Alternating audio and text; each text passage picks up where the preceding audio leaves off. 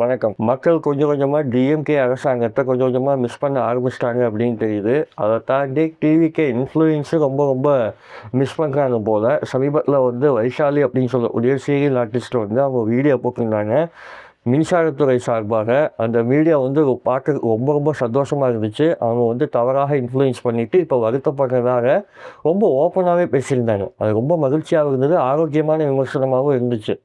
இது எல்லாத்தையும் தாண்டி தாவேக அரசு டிஎம்கே அரசாங்கத்தை ரொம்ப மிஸ் பண்ணுதோன்னு தோணுது. ஏன் அப்படின்னு பார்த்தீங்கன்னா, சமீபத்தில் சென்னை ஹைகோர்ட்டில் மத்திய அரசு கொண்டு வர இந்த ஜவஹர் நவோதயா வித்யாலயா பள்ளிகளுக்கு எதிரான ஒரு மனு தாக்கல் பண்ணியிருக்காங்க. அந்த மனுவில் தாவேக அரசாங்கம் தெளிவாக என்ன சொல்லியிருந்தாங்க அப்படின்னு பார்த்தீங்கன்னா, 2021 2026 வரை இருந்த கல்வியாண்டில் தமிழ்நாடு ரொம்ப ரொம்ப சிறப்பாக பணியாற்றினாங்க. அதுலேயும் குறிப்பாக கிட்டத்தட்ட 1912 மாணவர்கள் தமிழ்நாடு அரசு பள்ளியில் படிச்சுட்டு ஐஐடி மாதிரியான உயர்கல்வி நிறுவனங்களில் போய் ஜாயின் பண்ணியிருக்காங்க. அதெல்லாம் தமிழ்நாட்டுக்கு ரொம்ப ரொம்ப பெருமை. இது எல்லாத்தையும் தாண்டி கலைஞர் கொண்டு வந்த கட்டாய தமிழ்மொழி சட்டத்தை மேற்கோள் காட்டி ஜவஹர் நவோதயா பள்ளிகள் அப்படிங்கிறது தமிழ்நாட்டுக்கு உகந்ததான ஒரு திட்டமாக இல்லை, அதுக்கு நாங்கள் எதிராக மனு தாக்கல் பண்ணுறோம் அப்படின்னு சொல்லியிருந்தாங்க.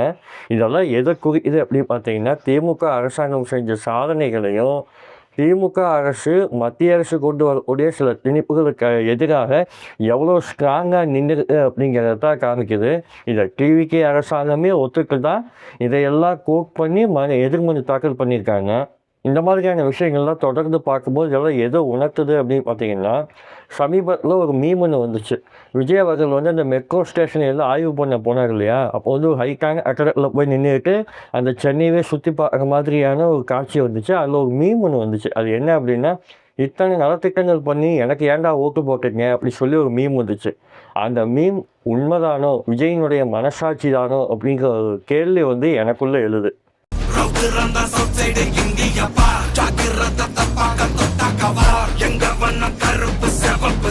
எங்க கதை அகர முதல தொட்டு தாடி கிழவன் பிளட்